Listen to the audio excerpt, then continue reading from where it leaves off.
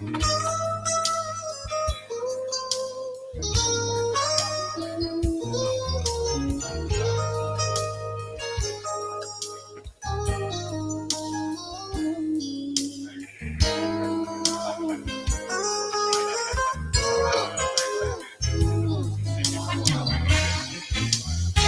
because I'm the only person sitting up here with you all.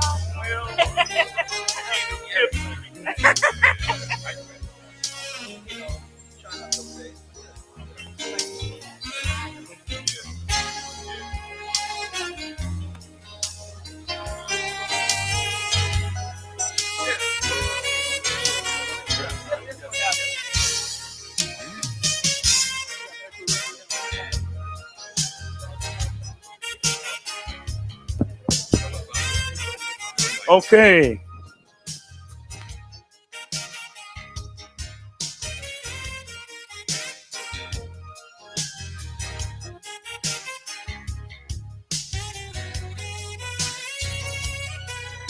Hello, my name is Kevin Cosby, and I am the pastor of St. Stephen Baptist Church and the president of Simmons College of Kentucky. And I always make sure when introducing myself, I get the sequence right.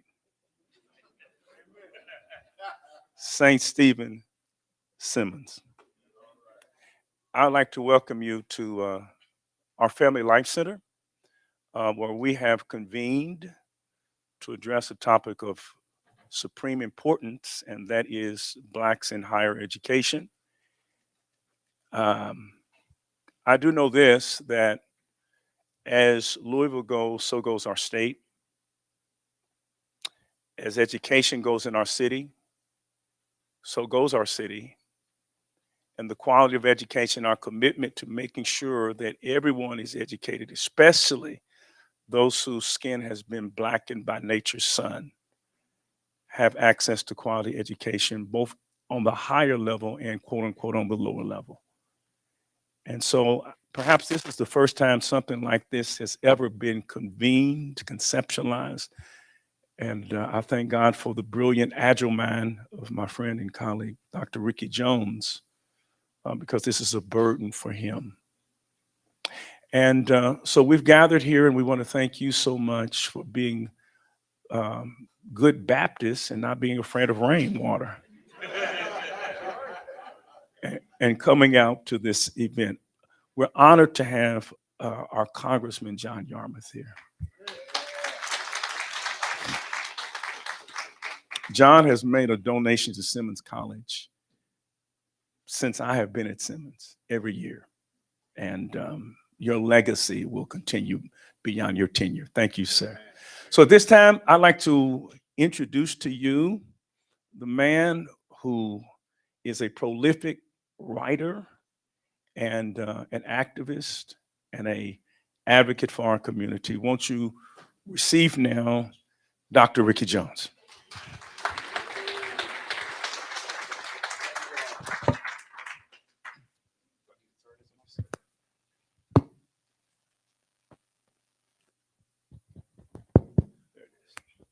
I'm in Reverend Cosby's house, so he knows how stuff works.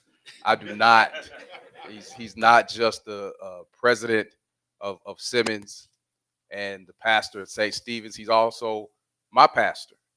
And we talk a lot. I tell him all the time that, when I die, he'll be the man to do my eulogy. And we were talking about that some time ago before I joined the church. And I said, well, man, you got to preach my funeral. He said, well, brother, maybe you need to join the church. And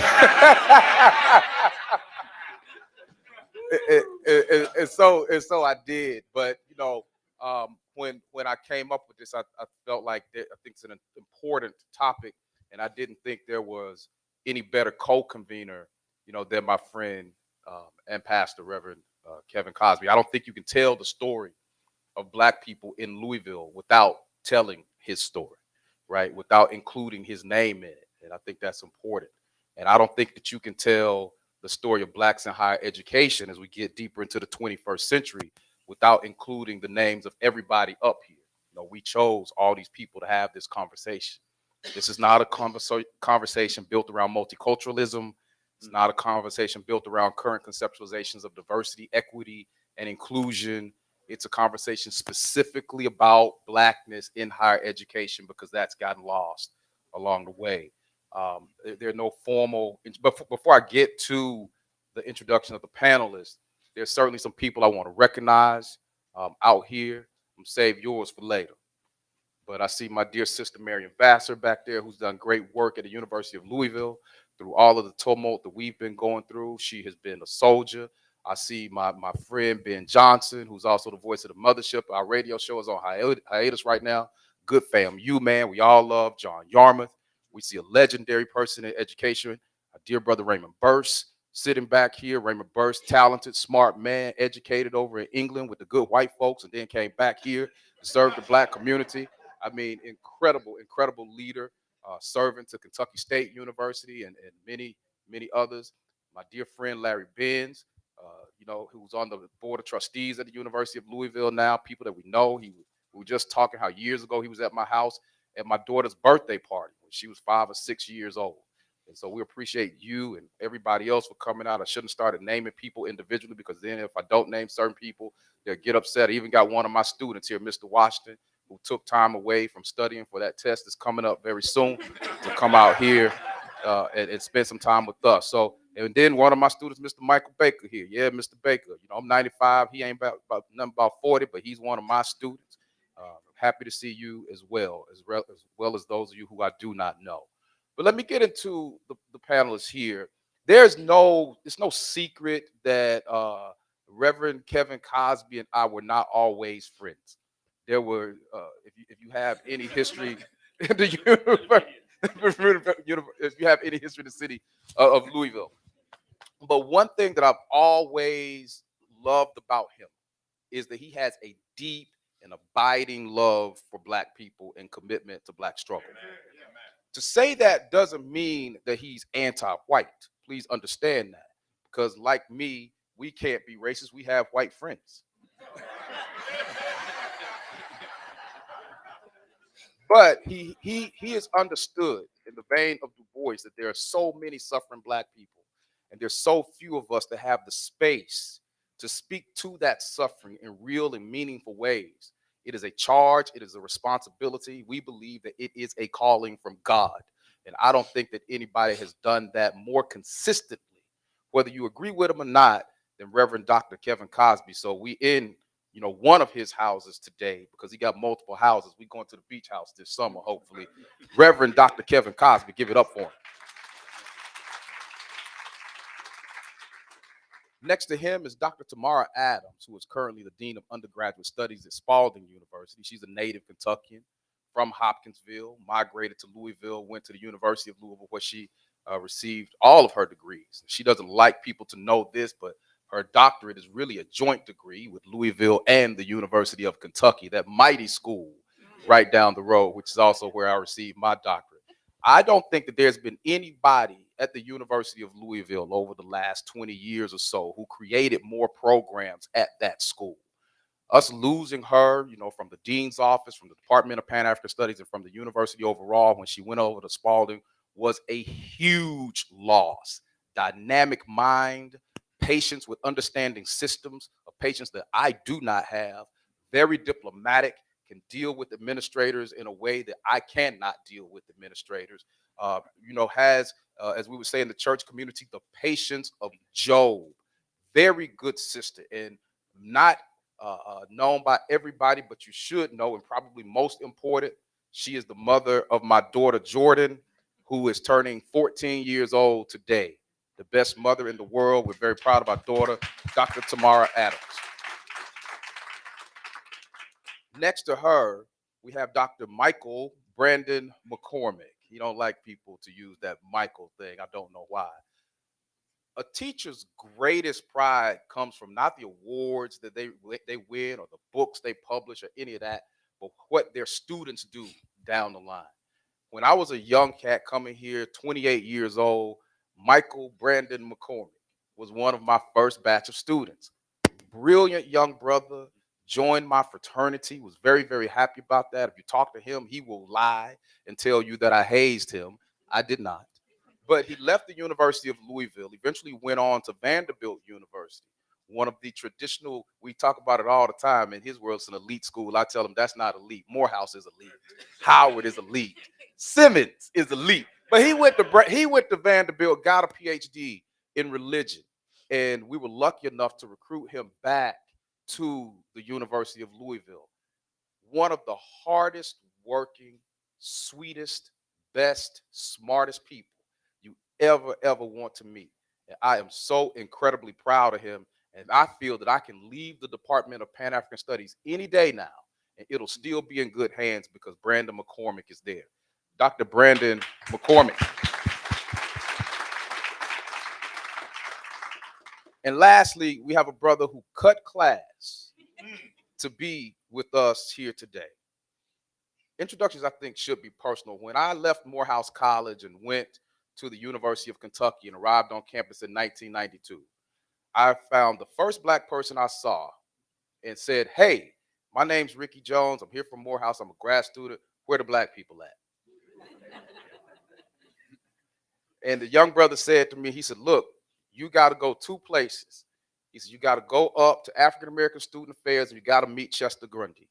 And thank God Chester Grundy is here today, a man that I have known. I've known Chester Grundy longer than I have known my own father. I didn't meet my father until my mid-30s, but I stayed in Chester Grundy's office almost every day for 4 years. And I'm sure he was sick of me and wanted me to get the hell out, but he tolerated me. And I love you for it, Chester. Legendary man. Please stand up so everybody can see Chester Grundy. Thank you so much. I almost cried when I saw him, but he took me to see Chester Grundy, and he said, "You got to go down to the Cultural Center because you got to meet X." And I said, "Well, who's X? You just call this brother X?" He said, "Frank X Walker. When you meet him, you'll know why his name is X." He took me down. I met Frank X Walker. Still the coolest Sigma I have ever met. But he took me under his wing, took care of me while I was there, founder of the Affrican Poets, now a professor of English at the University of Kentucky, and also the state's first black poet laureate. One of the most talented people you ever want to meet, Frank X Walker. So this is our panel.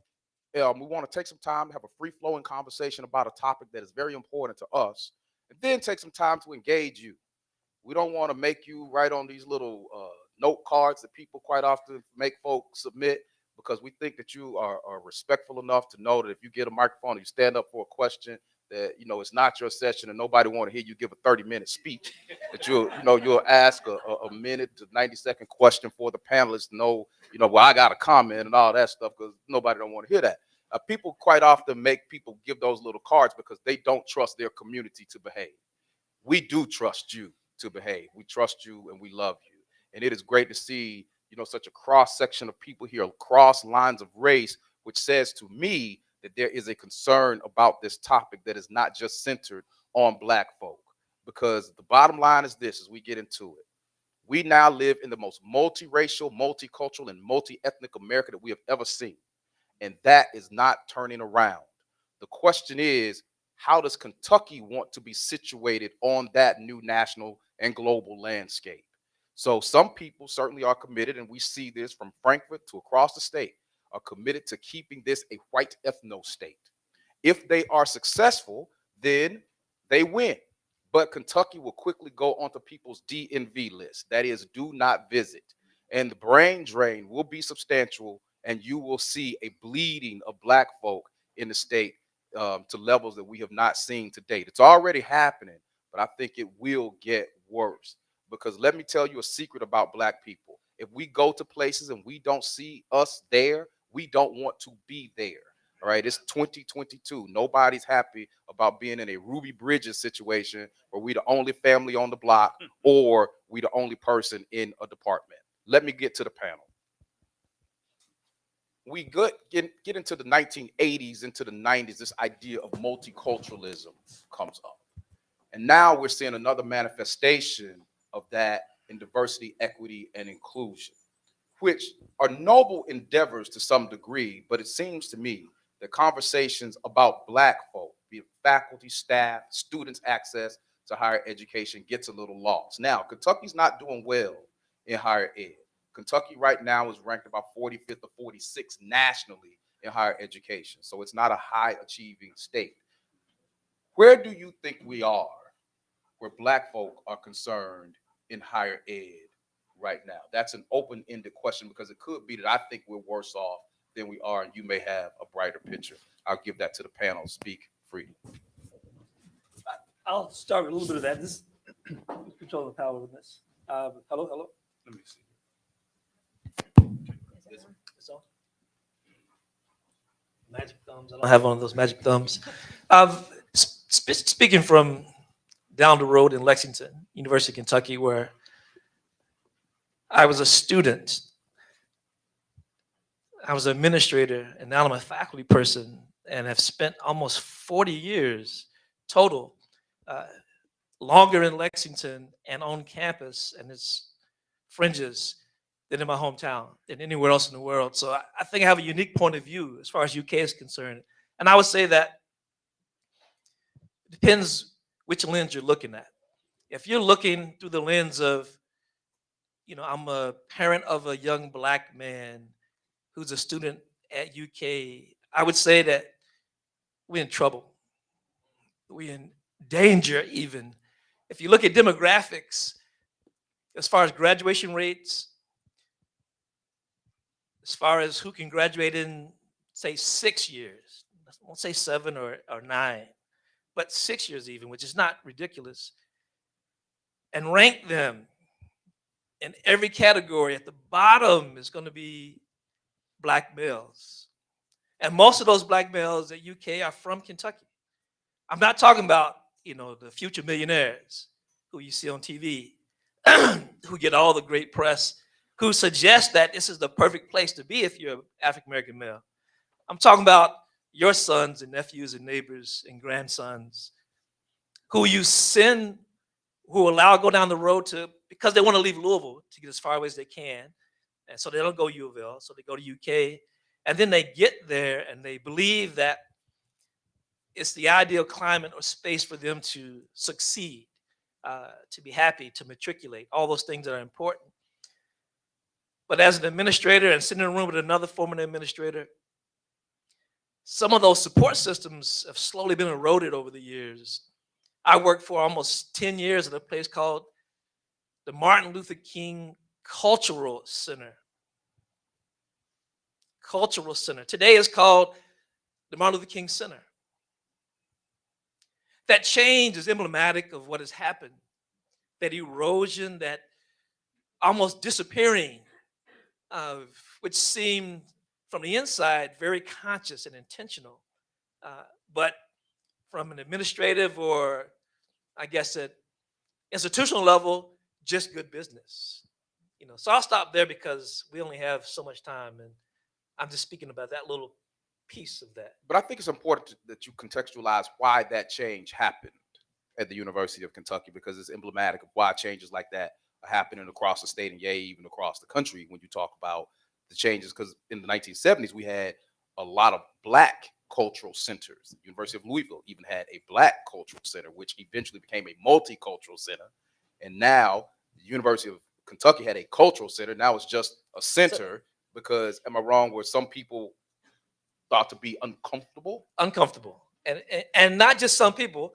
It was determined that white students were not comfortable in that space because of the title.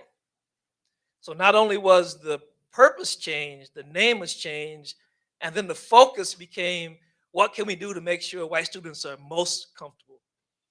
To the extent that Black students were no longer comfortable there. In the King Center.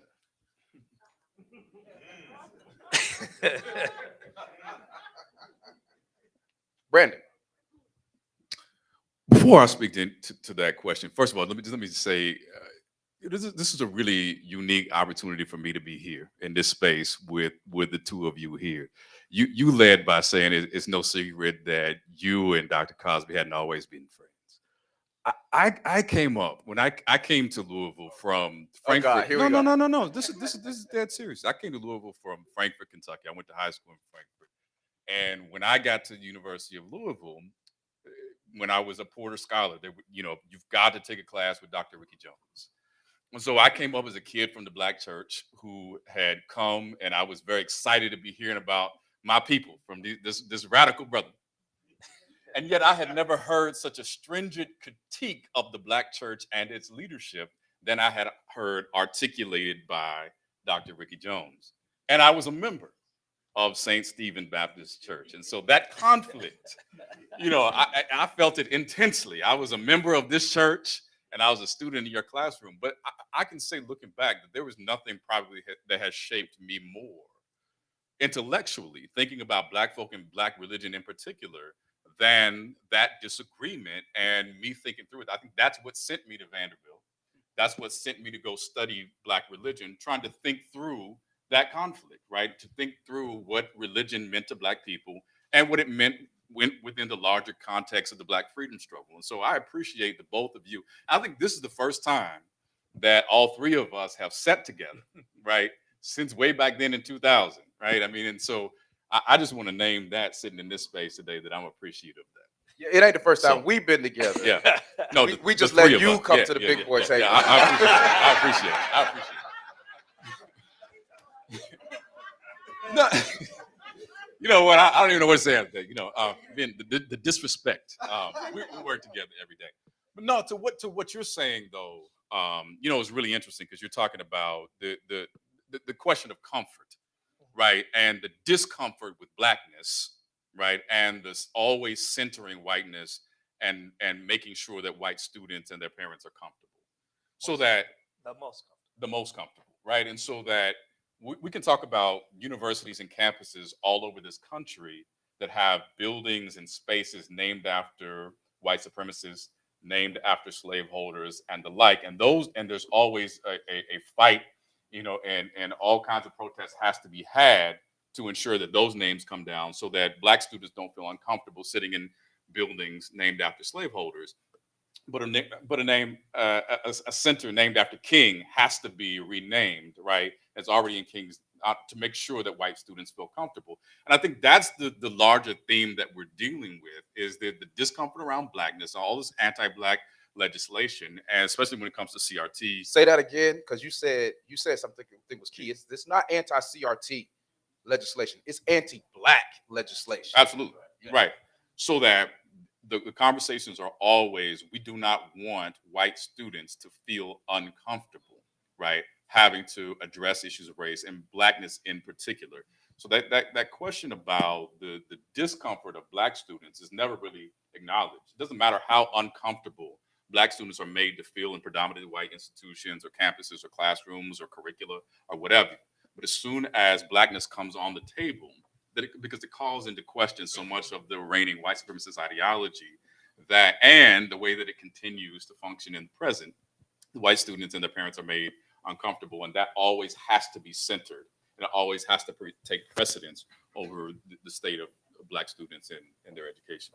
But you're not going through that, if I could follow up very quickly before I get to Dr. Adems and Dr. Cosby. You work at the University of Louisville, which is the nation's premier anti-racist university.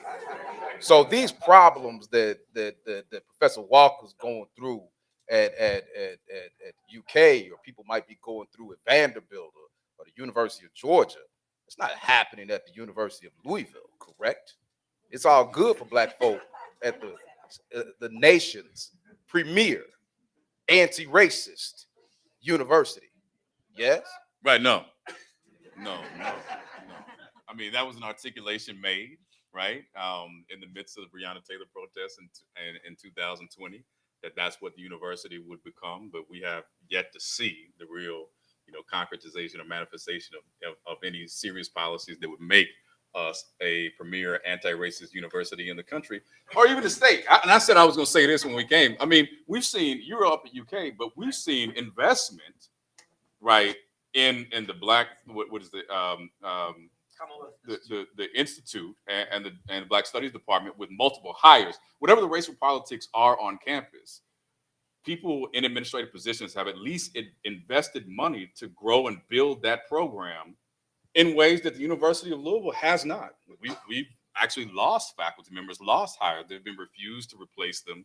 And so, it's very ironic to say that you're the premier anti-racist university in the country when you're probably not even in the state.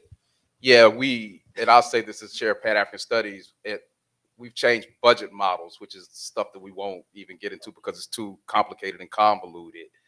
But I was talking to my friend Larry Benz about this. Brandon and I lived this. The Department of Pan African Studies, which is the only department at the University of Louisville that speaks to the Black experience, the only academic department that does that. Okay, there are other places, certainly the Multicultural Center and other spaces where, folk will mention Black folk here and there without, being taken out back.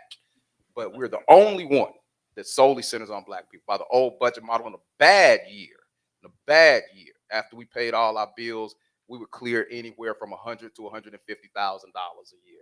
Discretionary money for faculty travel, student scholarships, enrichment programs, professional development, all of these things.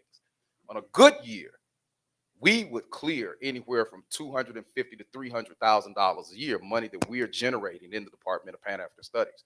One of the oldest Black studies departments in the country, and we were, the kids would say, we were balling out of control. We were doing really, really well.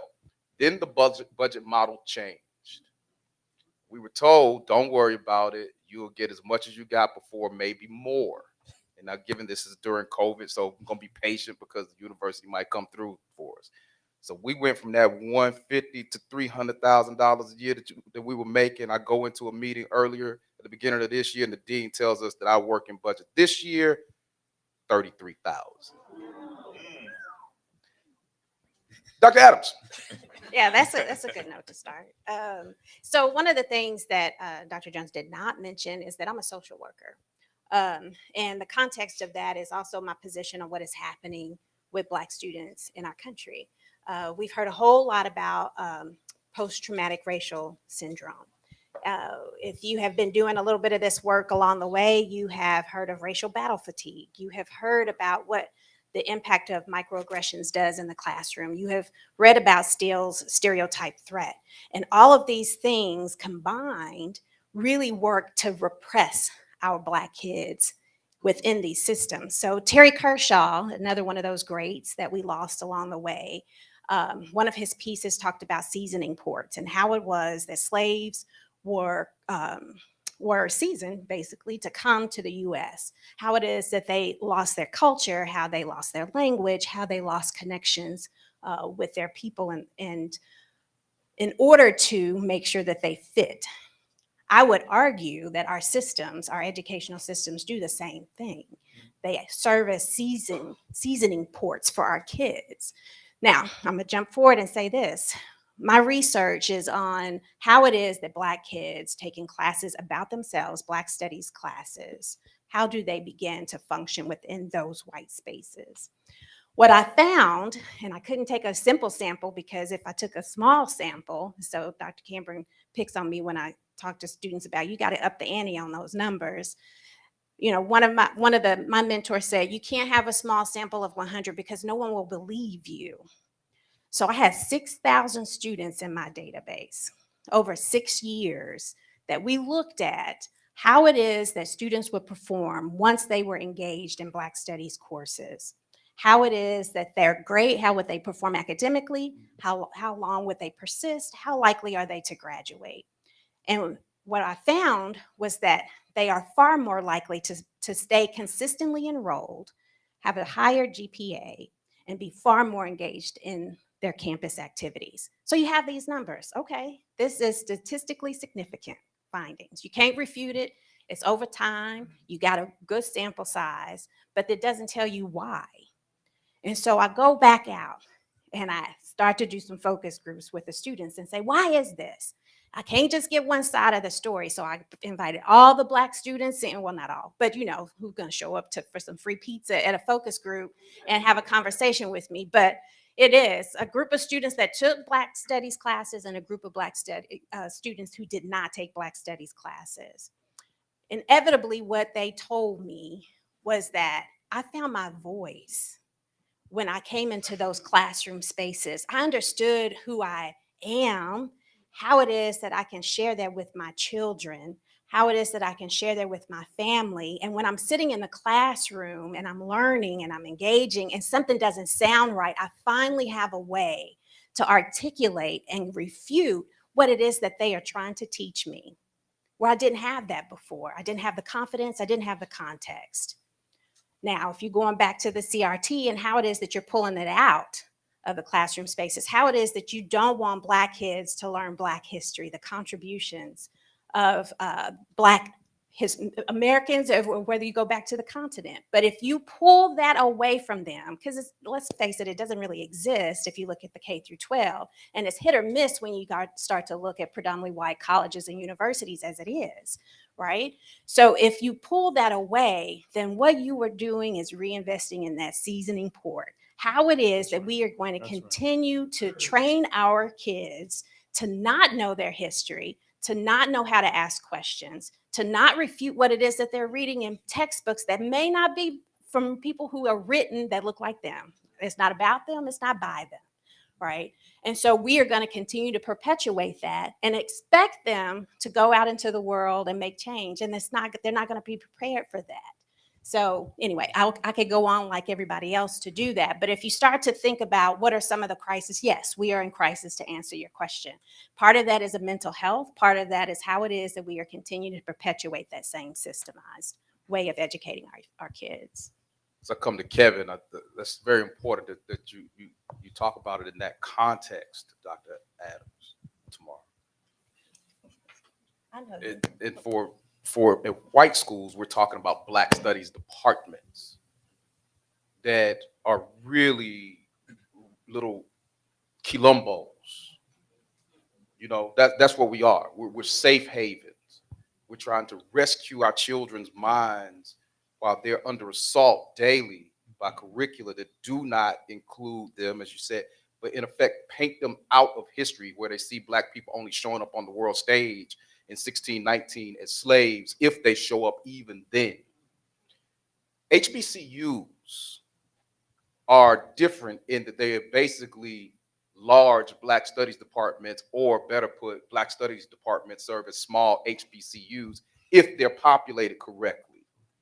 Because if Black people are socialized correctly in this country by the larger standard, they in effect become well-behaved Negroes. That's where you get your Clarence Thomases. That's where you get your Candace Owens, right? That's where you get your Shelby Steeles. That's where you get your Tim Scotts. That's where you get these people. And it sets up a situation where if you get somebody who steps into the space who is Black, stands up straight, holds their heads high, and tell the truth, they're considered revolutionaries and they're considered dangerous. And quite often their own people will push them aside. So HBCUs, right? HBCUs are a different space. A lot of people know that I graduated from Morehouse, but my first 2 years, I went to the U.S. Naval Academy. And then Morehouse saved me. And it put me in a place where I could sit down with people like my brother, Ben Johnson, the voice of the mothership, who went to FAMU. And we can argue in a friendly way, even though I always win. Ben thinks that FAMU is the greatest school on the planet, and I know that it's Morehouse. But we share a kindred spirit because we come out of that same type of educational tradition. I would wager, and I haven't been inside his head on this, but I would wager that you felt the need to resurrect Simmons because of that dynamic.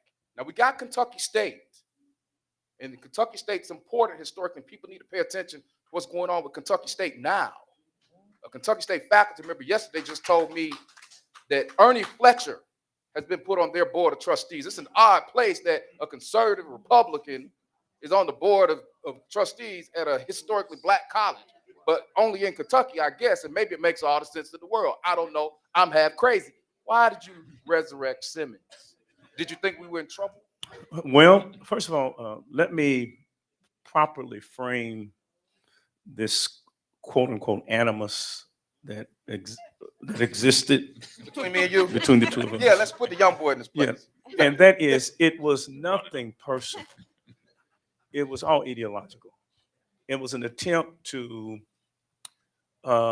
understand how we could best help Black people. So that was the motivation behind it. And like Malcolm X said, the thing about racism is that it's like Cadillac cars. There's a new version every year.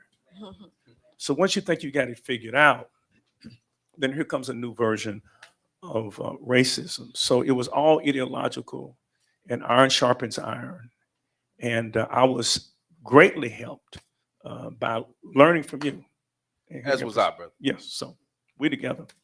And let me say this. I think this is a representation of Black love. When people talk about Black love, they quite often talk about romantic relationships. That's not what I'm talking about. Both of us love Black people, but also love one another. And when my grandmother died, who raised me, this man would call me every day in 2009 and pray with me. And I was distraught. Those are the types of stories that a lot of people don't know. Okay, so I love you, man. Love you too. Yeah. Love you too, Brandon. You know, I think it's interesting that you started off talking about, was it Martin Luther King, the Martin Luther King Center? Cultural Center. It's just center now. No one has been more housebroken, domesticated than Martin Luther King. We have reduced Martin Luther King to a soundbite. I have a dream. And we've made that soundbite the totality of the man. Not realizing when you talk about Martin Luther King, you're talking about the Martin Luther King from 1955, December the 5th, 1955, to August the 28th, 1963. And that's the king of optimism, where Cornel West talks about King believing in the possibility of white conversion. King believed white folk could be converted. But then you have the king of optimism transition to the king of realism. And the king of realism is a king that says, no, wait a minute. It's going to take more than, and I'm quoting King, than white people treating Black people with decency. He said it was decency. It's going to take Black people having power and self-determination. So the king of optimism transitioned to the king of realism. And then after the march from Memphis to Jackson, the Meredith March Against Fear, in which King and Stokely collaborated, and all of the bougie Black leadership abandoned King. Then you have the king of nihilism, who totally rejected I Have a Dream. So anytime we have these living the dreams on King Day, there ought to be a postscript which says Dr. King rejected the dream. And in 1967 in this city, he gave a speech because his brother was the pastor of the Zion Baptist Church, and King was frequently here in Louisville, Kentucky, speaking at Quinn Chapel Church. And he used verbs to describe Louisville. He said, you have hemmed us in, pinned us in, won't let us get out of the central city. He said, I am not for separatism, but our white brothers and sisters don't want to be around us. So let me tell you what we have to do. And I'm quoting him verbatim. We have got to take control of the central city and start building our own institutions. And my life has been totally committed to one thing: building institutions where Black people are in governance. Because when you talk about diversity, equity, and inclusion, that don't speak to my experience. Because when you say diversity, equity, inclusion, white people are thinking diversity into what? Equity into what? inclusion into what? They're talking diversity, equity, and inclusion into white space where white people are still in governance. And racism is simply the total maldistribution of wealth, resources, and power into the hands of white people to the exclusion of blacks. Blacks don't have power. This thing is about power. They hate us because we're black, but they mistreat us because we're poor.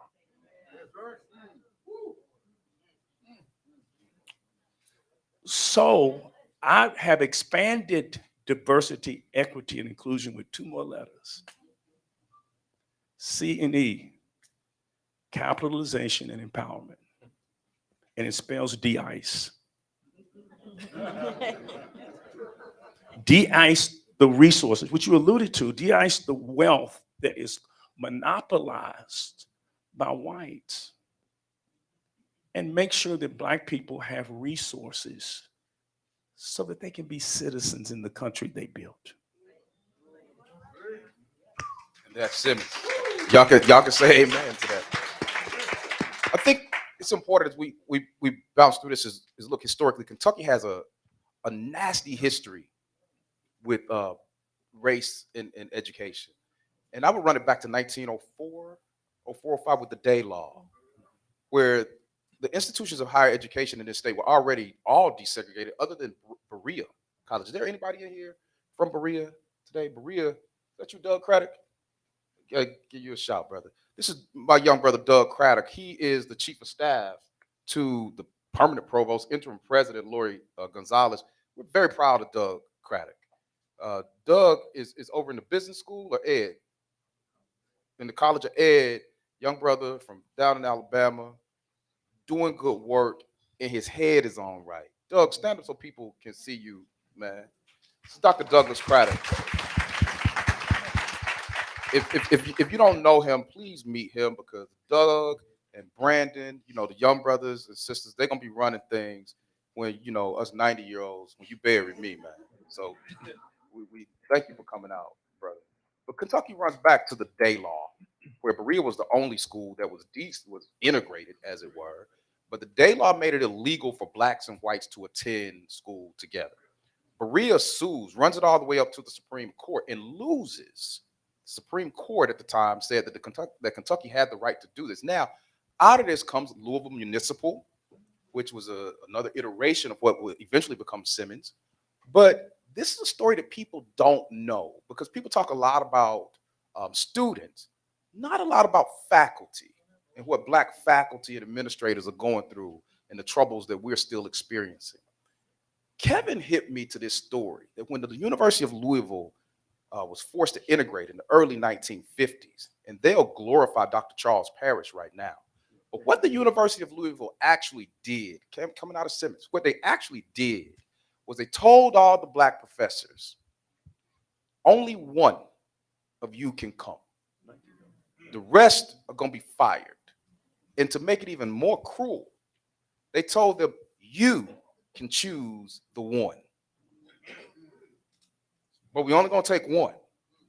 Now, fast forward this to 2022. The University of Louisville still has it, again, the nation's premier anti-racist university. In the largest college at the University of Louisville, the College of Arts and Sciences, we have just over 400 full-time professors. The Arts and Sciences Dean recently reported that there were 24 of us, 24 that are black, 24 full-time professors in the College of Arts and Sciences. 10 are in the Department of Pan-African Studies. Okay? I talked to Brother Doug about it. Doug said, let me look this up, man. And Doug came back, he said, hey, OG. I looked up some numbers. I think it's 32. Didn't you say that? That's a hell of a difference. And we ain't talking about the part-timers. We talking about the assistants, associates, and fulls. Not the people they come out there and pay, $2,000 to teach a class. So the most departments at the University of Louisville, if they have any black professors, it's like that old TV show Highlander, they can only be one. They by themselves, they're like Ruby Bridges. You come over to Pan-African Studies, it's like Little Africa. Is that the same at your schools? Not at your school, because you got a different thing going on. But what about your schools? You can't spend a lot of money on black folks. I know y'all got a lot of Negroes there now, right? Yes, but not without a cost. Um, trying to When I think. say a lot, it's relative. Yeah, roughly a lot. Well, I work in the Department of English.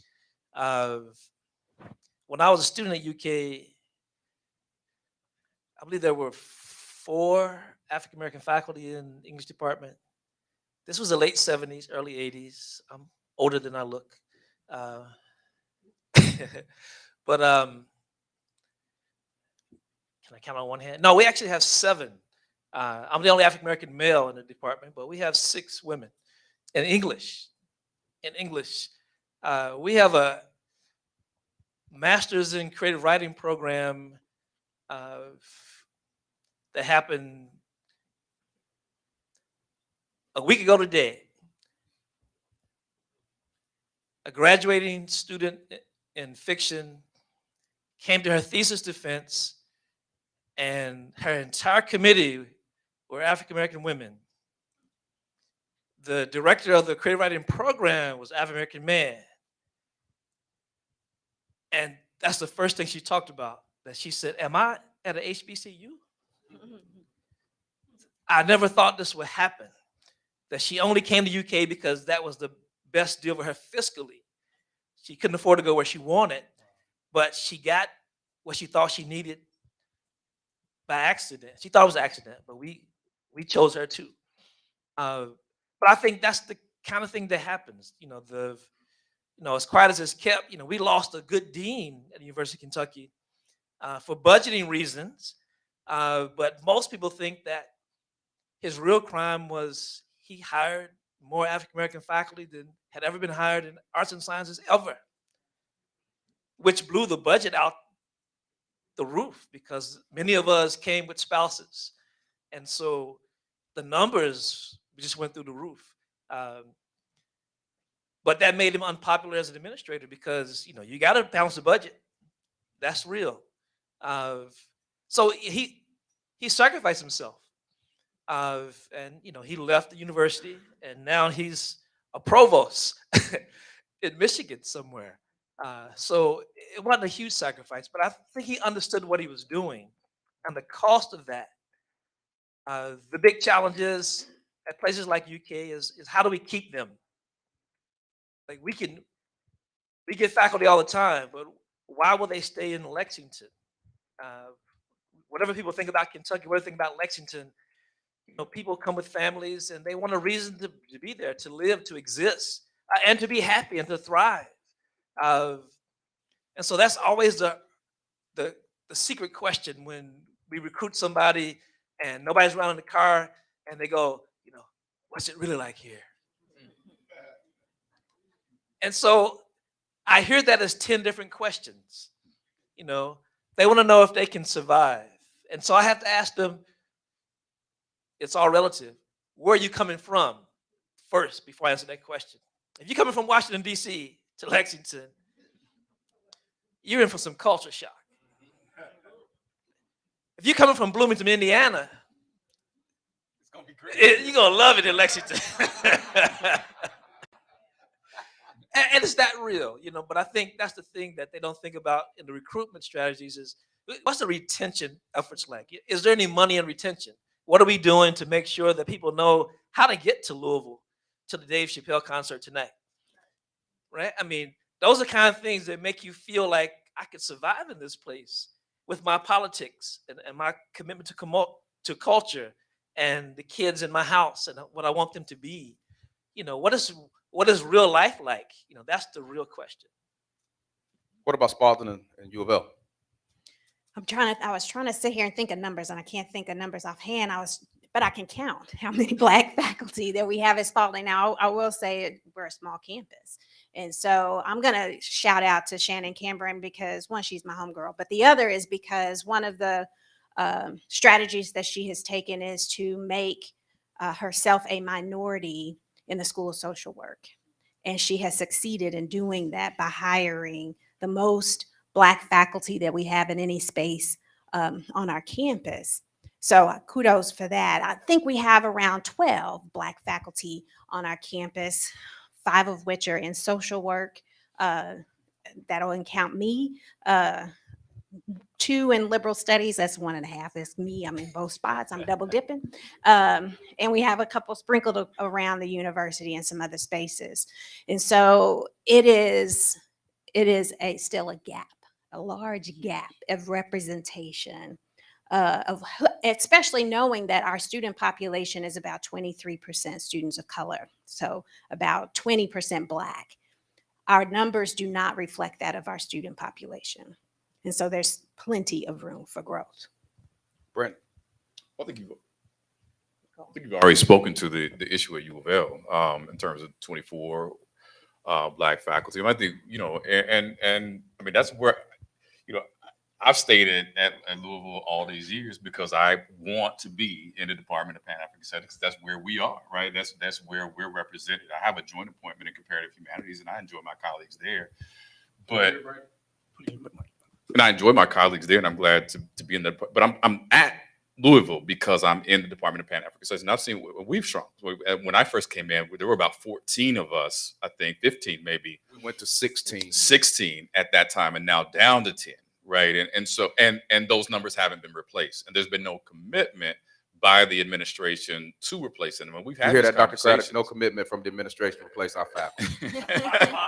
And we've had those conversations. We push, and that's what I would tease, but say that, the University of Kentucky has had, you'd see all the time, there's a cluster hire. There's going to be a cluster hire of Black faculty across the University of Kentucky. And we pushed and we asked the previous administration, can we get that? And there was some discussion about exploring it, but it has not happened. And so, that's the kind of thing that becomes disappointing. And we tease about Vanderbilt, but I should say, look, I mean, for as elite and bourgeois as Vanderbilt may be, they have done far better than the University of Louisville in terms of attracting and retaining Black faculty.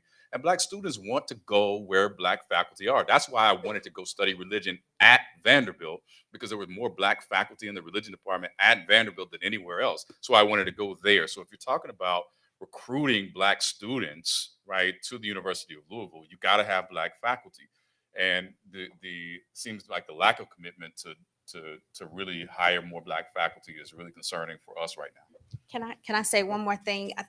I often get the argument when you don't have representation in that way is that we can't find candidates to come, or we can't play candidates enough to come, or we can't keep them because someone else will recruit them away. And I want to say that's a misnomer. I think No.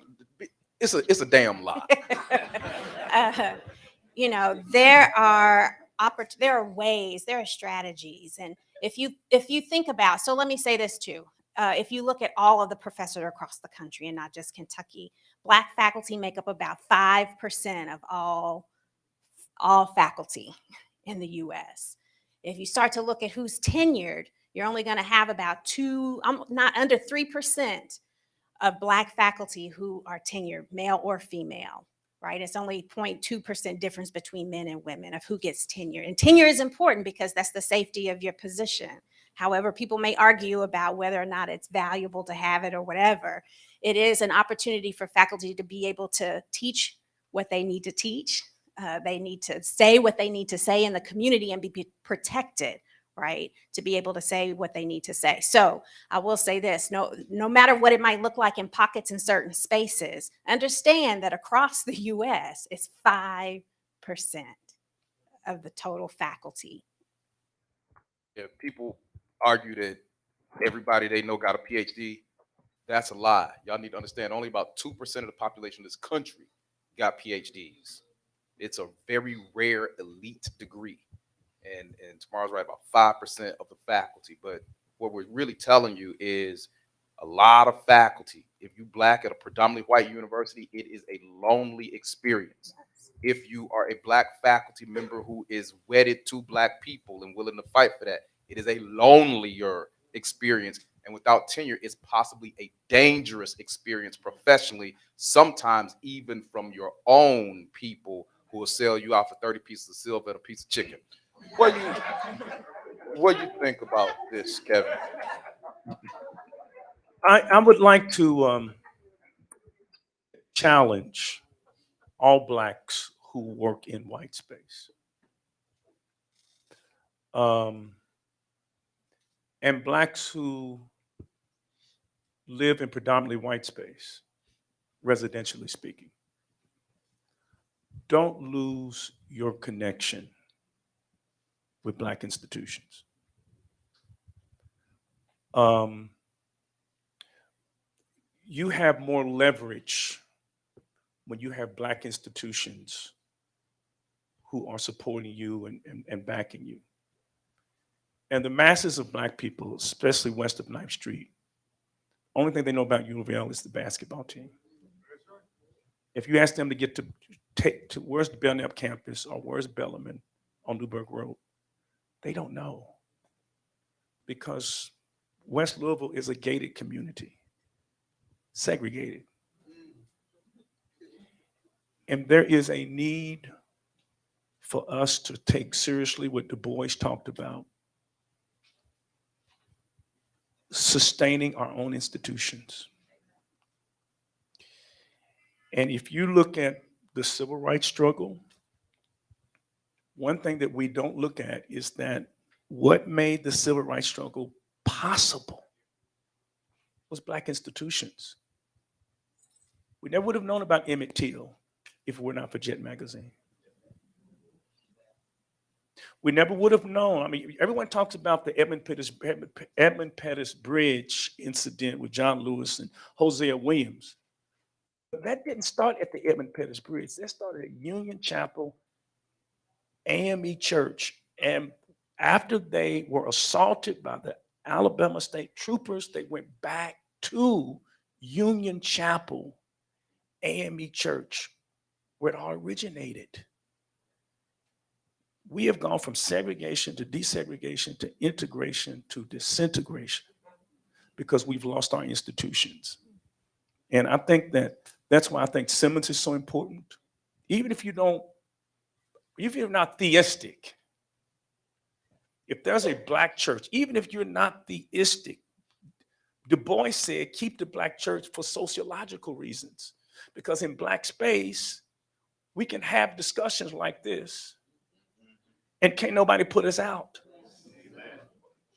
Nobody can tell us what to do. I am probably one of the few people that you will ever see who from the age I was 20, I'll be 64 in July. I have never received a paycheck from white folk. Never. And I'm telling you, now I've had to deal with some crazy deacons and some tricky trustees. But I'm telling you, it's a total different environment. And I'm just saying that we have to sustain our own institutions as well as work in white spaces with. This is, as we get into our last half hour here, I want to take us to this place. You bring up an interesting thing, like where we are and practically where we need to go, right, in higher ed, because it's not like just the spaces where we are, the schools, but what's being taught. How can we impact curriculum, right? And most of the time we don't have the power to do that. I've argued at the University of Louisville that in our general education curriculum, the introduction to Pan-African Studies class should be mandatory. If we're gonna be the premier anti-racist university, don't ask what other schools are doing, be a trailblazer and say, hey, we want all of our students across the board learning about the Black experience, not the African-American experience, the Black experience globally. Because George W. Bush had to find out Black people do exist outside of this country, right? No serious conversation around that. But this is important in what you brought up.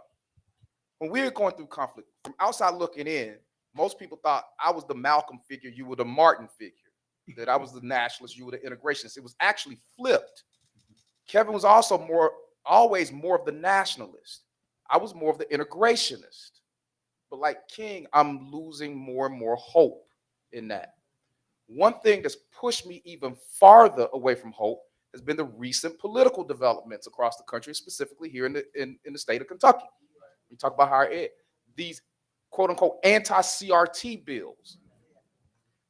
Some don't mention CRT. They don't need to because they're not anti-CRT bills. When people start talking about them, I try to reframe the conversation. Like, really, these are bills that are pushing to maintain white supremacy in higher education in Kentucky. Education is a socializing tool, as Dr. Adems brought up. Now, to you all, and I need to be clear too on what white supremacy is, because I came to a different definition in my mind. It's not this cartoonish definition of people marching around in hoods and burning crosses on folks' lawns or running through Charlottesville talking about Jews will not replace us. That's not what I'm talking about. You see those people coming from a mile away. But when I arrived at this, when I had this epiphany, y'all, it depressed me, because it said what white supremacy really is the belief of a single group of people in this country that because of the color of their skin, they have the right to think, know, and decide on everything of consequence. So we can talk all we want to talk about, like at the University of Louisville, and everybody's happy that we got a black basketball coach. That's great. But I'm like, who's hiring that coach? Who has the power to fire that coach? And so my thought is, when are we going to get a black president at the University of Louisville? That's a different dynamic, isn't it? Right? And so these anti-CRT bills, I think that these people are afraid. As Brandon is Brandon's a preacher too, though, but he won't go out and preach sometimes. That's another conversation. Talks about white supremacy being in its death throes. Remember, you did that sermon about the demons in the boys, but their death rattle, they're flailing.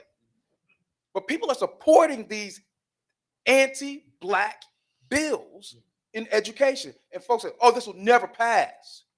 Do you understand the Republican supermajority in this state? And even if the bills don't pass, my belief is so much damage has been done to our brand. Those of us who teach in Black Studies, HBCUs, those of us who are advocating for our people in these spaces, trying to get curriculum change, that damage has already been done. How do you feel about that? Because these people are literally trying to make what we teach illegal. And when you talk about tenure, please remember this if you did not know. The state of Kentucky a few years ago passed a law that says if a university determines that a program is no longer viable and they shut that program down, there was a time that if you were tenured, they had to find a place for you in another unit. After this new law passed, if they figure out that your unit is not viable, even tenured professors can be fired in the state of Kentucky with 10 days notice. Okay, so that's what we're living with. So you understand then, I'm an Atlanta kid, right? And so I'm thinking, Dr. Adems is thinking, Tomarra's thinking, our child is going to high school next year. So we like 4 years from now, we're free. Figuratively and literally from the plantation of Kentucky. So where is Kentucky going with this? Because it seems to me that it's getting worse. And Kevin's idea is, I don't know if our white brothers and sisters are going to be sensitive to our needs, wants, struggles, and trauma. And the only option we have is to build our own. I always resisted that. And I don't know if I was right. What do you all think about that? Where are we going? Anybody? Before they comment, I cannot stress enough that you read King after the March Against Fear. In fact, you can go on YouTube and pull up NBC interview King at Ebenezer Baptist Church. It's 11 months before his assassination. He says, I don't want to be integrated out of existence. And Stokely Carmichael said, King, I went to your church and I didn't see any blonde sopranos in the choir. And this is the problem with the DEI movement in many ways. That's the problem. You'll go into these, y'all remember 2020, when there was this great awakening in the country, and our white brothers and sisters said, oh, we didn't know it was this bad. We get it. We got to do better. We will do better. And politicians step to the microphone every time something racial happens in this country, be they Democrat or Republican, we're better than this. This is not who we are. Yes, it is. It's who We are. The question is it who you want to continue to be? Right? And more, we have a significant percentage of people who are saying this is who we want to continue to be, and we have no historical evidence that these folks are going to move in the right direction without prompt. And we see fewer and fewer Black folk who are willing to prompt them. So what do we do? Where do we go? How y'all feel about the legislation and the future of you as Black professors and our ability to re-socialize our children?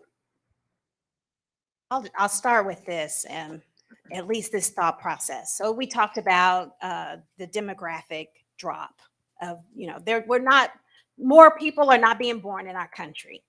Those who are being born are black and brown kids, right? I think that there is a relationship between the conversations being had about the value of higher education and understanding that the most of our kids who are going to be graduating from high school over the next 15 to 20 years are going to be Black and brown kids. How it is that we're going to dissuade them from going on and getting an education. How it is, kind of going back to that Du Bois thing, how it is that we're going to create opportunities for them to be educated to take on leadership roles. What do I feel like we need to do? I mean, I would love to be able to have, my thing is, I'll say it like this. My thing is always to create as much of a critical mass as possible within the spaces. It is those oases within predominantly white institutions where people can feel safe. Now, that has been my mantra for a number of years until a student came to me and said, I don't feel safe. I taught in Pan-African Studies. We just started African American Studies program at Spalding. And we were in class and it was a majority Black class. And I was like, this is a safe space for you. You can say what you need. We can talk it through. We can work it through. And she was like, this will never be a safe space for me, because even though this is at the time Pan-African Studies, and even though this is Pan-African Studies, it's still situated within the University of Louisville. And because it is situated within a system that does not support me, I will never be safe. And I haven't used that again, because as much as I want to be able to protect our kids, our students, I shouldn't say kids, I'm getting old, but as much as I want to protect them, as much as I want to create enough of a critical mass, there is a lot of work being done through legislation where it is not accessible, it's not affordable. We don't have the structures put into place that is going to give them adequate access. And then when we do, we're dissuading them from going to do it and say, go get a job. And there's nothing wrong with going to get a job, but we also know that there are limitations to opportunity with that.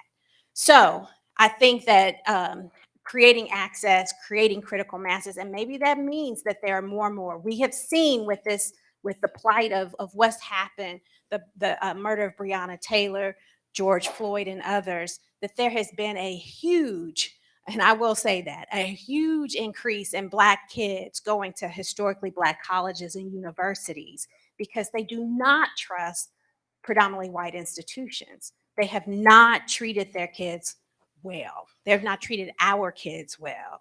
When we look at who comes in, I always ask the question, is it ethical to take their money when we don't have the supports to be able to make sure that they're able to navigate those systems? I didn't teach Dr. McCormack, but he was in my office quite a bit in his freshman year of making sure that there was always a place that they could go, him and some of his line brothers, right?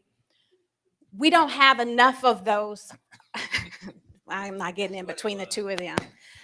We don't have enough of those spaces because we also are losing too many Black faculty and staff within these institutions. So not only are our students not feeling safe, neither are our Black faculty and staff. There, with the great resignation, we lost a lot of valuable people. We don't talk about the deaths of a lot of the folks that we've had over these last couple of years, whether it's due to the pandemic or other things. And so we are losing even some of our history in that context. So I would hope that we can create more of those critical masses support those institutions, making sure that our kids know the value of what it means to have a college degree, and how they are going to be able to see themselves across not only the educational platform, but in the workforce, and how to make sure that Clarence Thomas, you make sure that you put that you're not a Clarence Thomas, that you're putting the Black agenda back on the table when you're going into that workforce. It's tiring, it is fatiguing, and people are willing to opt out. But I'm saying stay the course, continue the fight. And even if you don't have a Black agenda, at least don't be your people's enemy. You know, that would be nice. X, Brandon, not just with the anti-CRT stuff, but the ideology that's driving this stuff. What are you all's thoughts on that? As we come Well, I mean, I'm very concerned of. I'll try to shrink what I'll talk about. I think that one, this conversation has to be exported and multiplied and continued until that this room looks very diverse, but I'm looking for young people. And so we're talking about their futures, but they're not in this conversation. And I'm not just talking about 20-year-olds, but teenagers, middle school kids. Well, they in school. They in school, I know, but this is a classroom right now, right? So, I mean, we have all this technology. In an ideal world, we could have exported this into those classrooms with willing recipients. We can't force it on them, but I'm saying this information is that vital. I mean, it's life-saving. So I think my main point is that we can't just keep this conversation to ourselves, is that we have to share this and multiply the conversance and make it bigger and find a way to sustain it so that people understand that, if we do nothing, then post-Reconstruction, Jim Crow happens again. And then let people understand, what that really means and what that looked like. And if they want that again, if we can survive that again, and then challenge everybody to do something about it. I think I'm not ready to leave my institution. I'm ready to invite more people to come in and join me in the battle. That's how I see it. I'm part of the retention experience and I really think this is a battle we can win. I'm not ready to surrender and say that because we don't have the legislative numbers that we could do nothing. I'm not a do nothing, ideologue. I really think that we have to make people look at those numbers and understand why those numbers look like that, and then use that to find reasons to support the Charles Bookers and those platforms. That all that stuff is connected. That has to be the argument we make, so that everybody feels like they have a stake in this. But most people are watching from the sidelines, believing that 4 or 5 people at a table somewhere are going to solve it or fix it or decide what's next. And really, it's everybody has a stake in this, and we have to sell that everywhere we can. Brandon? Yeah, interesting conversation. One of the books that I've read recently that I most appreciate is by a brother named Jarvis Givens, who wrote a book called Fugitive Pedagogy, Carter G. Woodson and the Art of Black Teaching. It is a brilliant book. It's a historical book. He looks at Woodson's work in trying to establish Negro History Week and Black History Month and Black Studies over time. And, a lot of people forget before he gets a PhD, Woodson is a high school teacher. Right. And he is creating a network of high school teachers all across the country that he's trying to get this material into their hands and get it taught in the schools. And part of Givens' argument is that this is a long struggle. I mean, Woodson's doing this back in 1915. It's illegal in 1915, right? Laws have been enacted in 1915 all the way up through the civil rights struggle. So part of when he talks about this book is that these anti-CRT legislation are nothing new in the history of Black educational politics. It has always been the case that, we're talking about a country that made Black literacy illegal, right? It was illegal to teach Black people to read. So we can never forget that in this longer arc of the history. And Douglas's slave owner talks about the best way to spoil a nigger, right, is to teach him how to read, because you teach him how to read today and he's going to want to learn how to write tomorrow. And then if he learns to write, he's going to run away with himself. Right. And so there's that idea that now that we've got the pen, writing our own history, writing our own textbooks, writing Black studies, and creating the curriculum. Right now, that becomes a different point in the conversation about this educational struggle. But Givens is always reminding us that there always has been so not to take this moment and to take it seriously, but not to panic as though we're in some unique history in the longer struggle of Black folks for our education, that we've been fighting this struggle, and that Black teachers have always found innovative ways to get this information into the hands of our students, even when it was illegal. So he talks about all of these ways. That's why he calls it fugitive pedagogy. These kinds of subversive and underground ways that Black teachers were always finding a way to educate our folks. So I appreciate that, one. And two, when you're talking about this relationship with Black institutions, I appreciate that too. That's one of the reasons why I maintain relationship with the Black church, right? To stay in the Black church in a Black studies department, because I think we got to be everywhere, right? I think we got to be in the white institutions to form the critical mass. I think we got to be at work on building our own institutions. So I teach at the University of Louisville in Pan-African Studies. My wife is an educator in JCPS, teaches at Grace James Academy of Excellence, right? It is essentially all Black girls' school with an Afrocentric curriculum. Now still within JCPS, right? So there's that. It is dedicated to creating that school so they can unpack those experiences. So it's important for her to be there. It's important for, I think, me to be at the University of Louisville. I think it's important for you to be at Simmons. But I think we have to collaborate and be working with each other, again, to strengthen our presence and our impact at all of these institutions, right? So for me, it's not necessarily, I remember, and that's the last thing I'll say, I remember when I was at Central High School, I taught at Central before I left Louisville to go to Vanderbilt to do a PhD work. And I remember all the teachers there were saying, don't leave Central, don't leave Central, don't leave Central. We got to have you. We need more Black men here. You can't leave. What are we gonna, you can't leave. And I was thinking, I feel that, and I don't want to leave. But at the same time, my argument was, we need more Black men everywhere. There ain't nowhere that we don't need more Black men. So as long as no matter what I'm doing, if I keep my politics right, wherever I show up, I feel like I'm furthering the agenda, not necessarily if I'm at Central or if I'm at Louisville or if I'm at Simmons, but if I'm trying to do the work that strengthens the work of all these institutions, I think my role in lane. Outstanding. Kevin and I certainly want to get to some questions for you, but also think through what can we do. Certainly some things that I've thought about before I get to your questions. Before you do, Go because ahead. I'll get in trouble if I don't do this. And we're going to close out. But when you leave, we have a great restaurant here on campus. It's called Maddie's Kitchen, soul food. And I'll get in great trouble if I don't make that little commercial. So please just check out the restaurant. Okay, Yeah, go down to eat. But suggestions, even if you did not attend an HBCU, find the HBCU in your community or your state, make donations to them.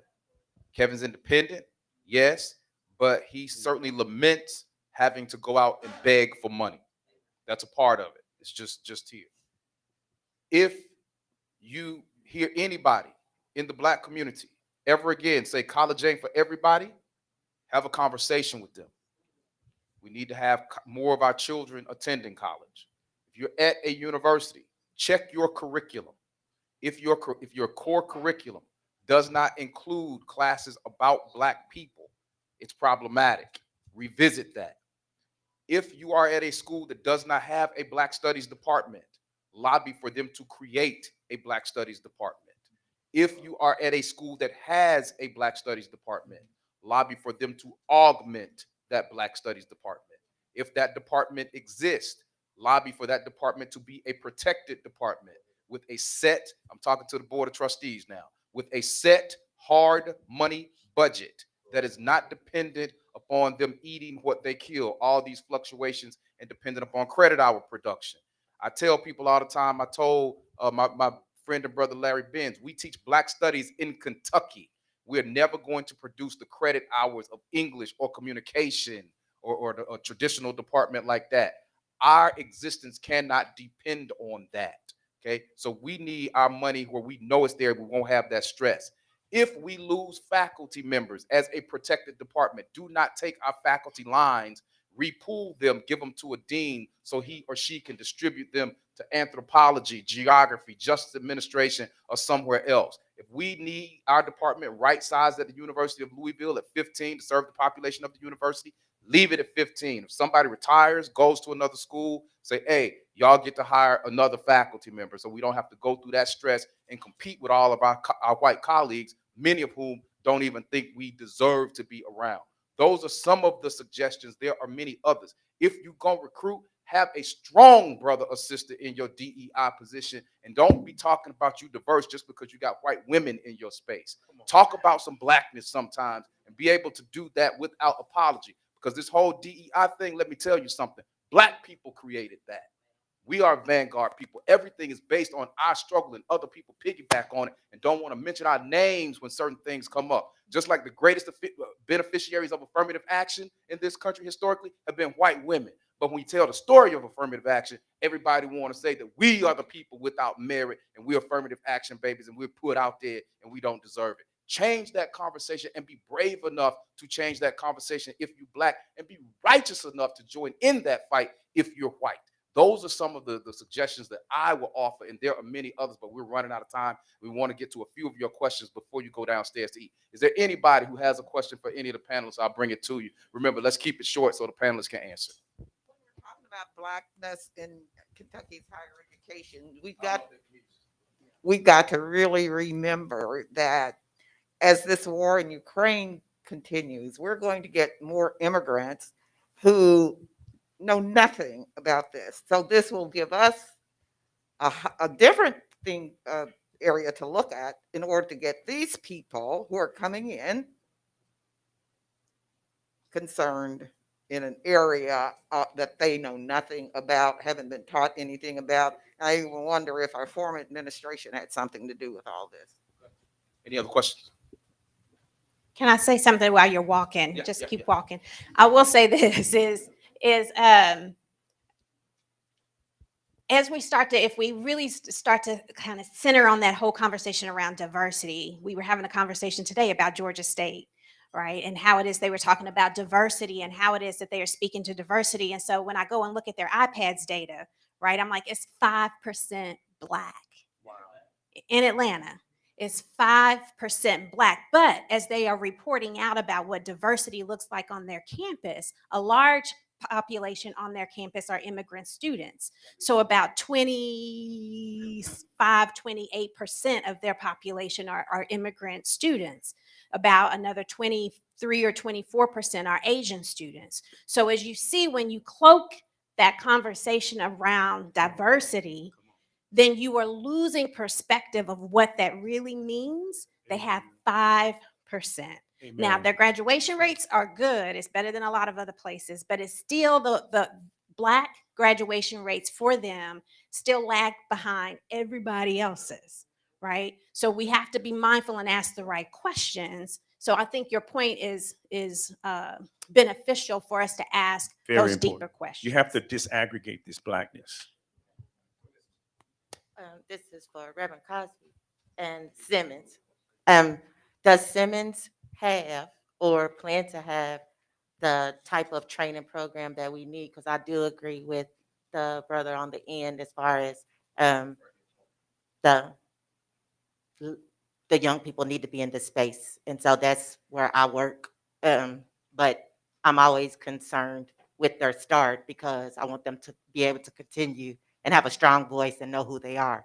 So I just wanted to know if That's a good question. We are totally committed. You cannot educate eagles in chicken coops. You have to have eagles to mentor eagles. And we've got an eagle over our teacher education program in the person of Dr. Lucian Yates, who is unapologetically Black. And he's going to dip pedagogy in chocolate. Thank you. I have a rising senior. So as a parent of a child that's getting ready to go to college, How should I guide them? Should it be towards a institution that's going to prepare them the best, or an institution that's going to develop their identity and provide a safe space for them? Certainly could be both, right? I was gonna say, I don't think that has to be mutually exclusive, right? You could go to a place that has a critical mass of students. So you should add, I mean, as a parent, my thing is this: what's your graduation rate of Black kids? What are their experiences on your campus? What are their experiences on their campus? What are they learning? And how are they going to be supported? My kid, I mean, as he's mentioned earlier, she's going into her freshman year of high school, so I've got some time. But the reality is, you've got to choose a space that you know your kid is going to be educated and learn about themselves and the curriculum. Read Black authors. They're going to be able to have. It broke my heart how many students said that I was the first Black female professor that they've ever had. Right? So I think you need to ask some of those questions. Make sure you visit those campuses. I can't answer that question for you directly, but I think you're going to know it when you get there. And I would reiterate the visit. Don't just put your kids on a bus and send them with 100 other kids. Go with them to those campuses. Sit in those classrooms, sit on the class. Let them look at their future potential professor. Raise their hand, ask questions. And when you leave, trust what you feel. I mean, you'll know if they're loved or not. We always know. I'm a student at the University of Louisville, and I plan to be heavily involved with the BSU there in this coming fall semester.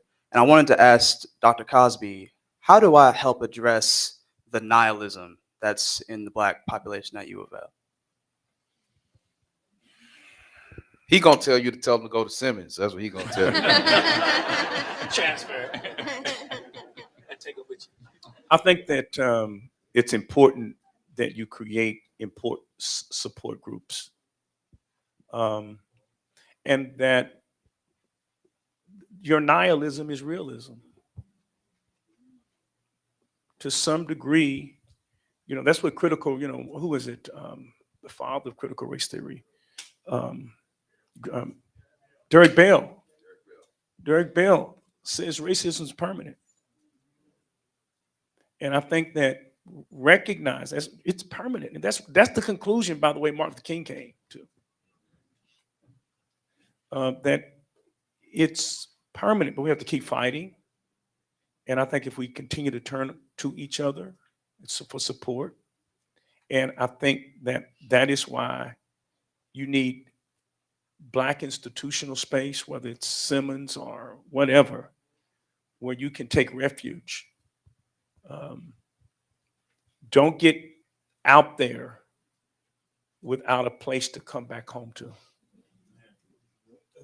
Very good. We respecting your time. We only got time for one more question. Then we get closing remarks and we get you out of here. Some of the panelists will still be around, so you can talk to them after we finish up. So, sister, last question. I don't have a question, but I have a comment.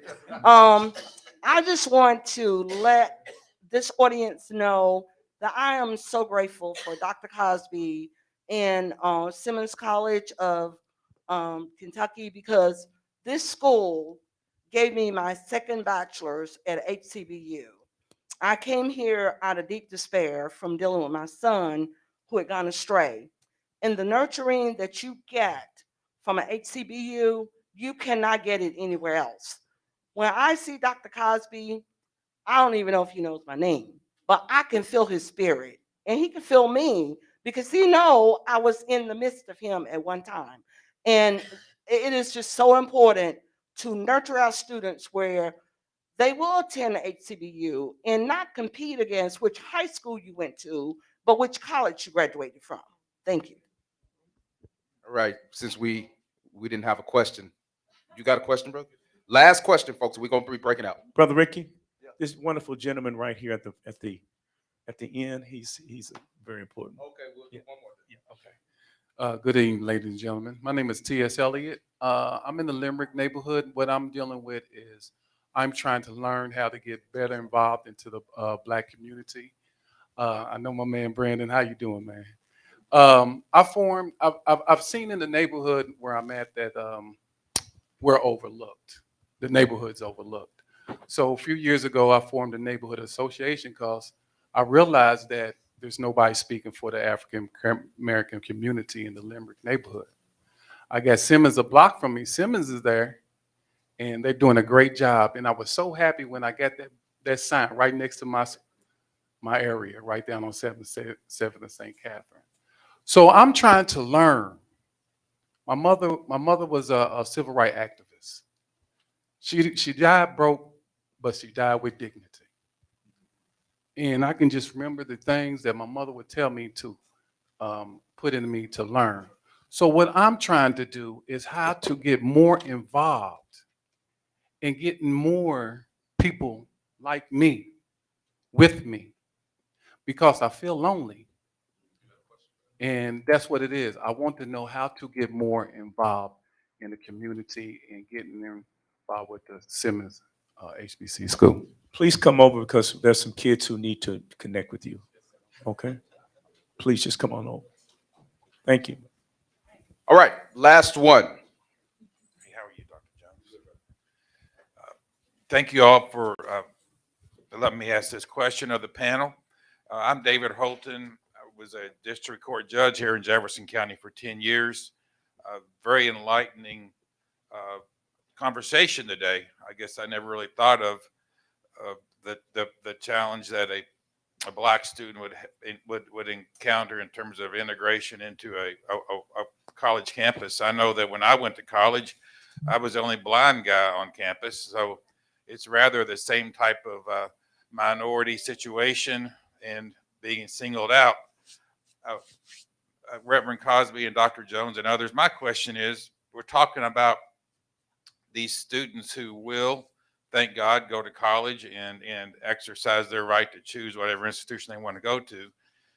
But I want to talk more about how do you create the culture, not only in the Black community, but in the white community and all community in this country, to where education is valued and to where we have the type of background and appreciation for education that we need. So not only these folks, kids going to college, but we prepare others better for college. And that's my question.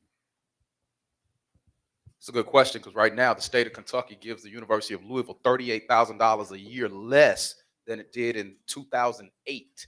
So it speaks to a reality that some in the state of Kentucky do not value education. Any quick thoughts on that, folks? Giving folks the value of higher education. Right along those lines, what you're talking about is not so much whether or not Black students are invested in their own education, but where policymakers are invested in education itself. So the defunding of public education, I think, is a real thing. And we see we're making the careers of public school teachers unsustainable to drive them out of the profession.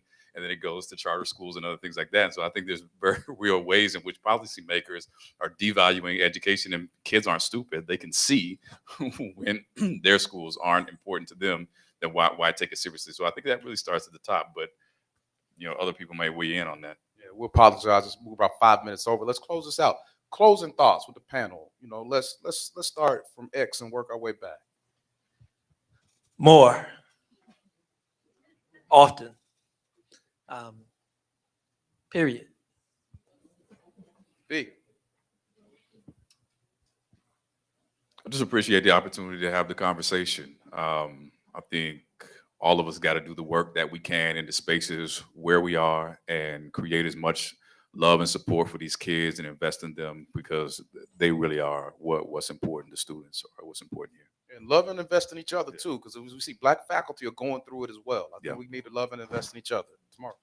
I say, these are for now, I'm the only woman on this panel. These are extremely strong Black men. And, but I want to say agitate. We don't always talk in the same voice. We don't say it the same way, but you can always agitate and you can always create space. So that's what I want to press you all to do. My co-convener. Let's do it again. Eulogist. Let's do it again. Yeah. Let's do it again. Right. Was this good for y'all? Look, really do appreciate you coming out on a nasty day and see this as a starter conversation. I think when you talk about blackness in higher education, it could be, you're right, it could be a state conference, X. And all of this isn't about pity. It's not about coming to the table naked and in need. As Kevin often says, we gotta have conversations about power. Let's give it up again for Frank X. Walker, coming in from Lexington, Kentucky, former poet laureate. My old student and dear brother that I spend every day with, spend so much time with him, even got his graduation robe from Vanderbilt because I had to wear it because I'm too poor to buy one of my own. Brandon McCormack. Out of U of L, out of Spalding University, doing great work over there. My baby mama, Dr. Tomarra Adems.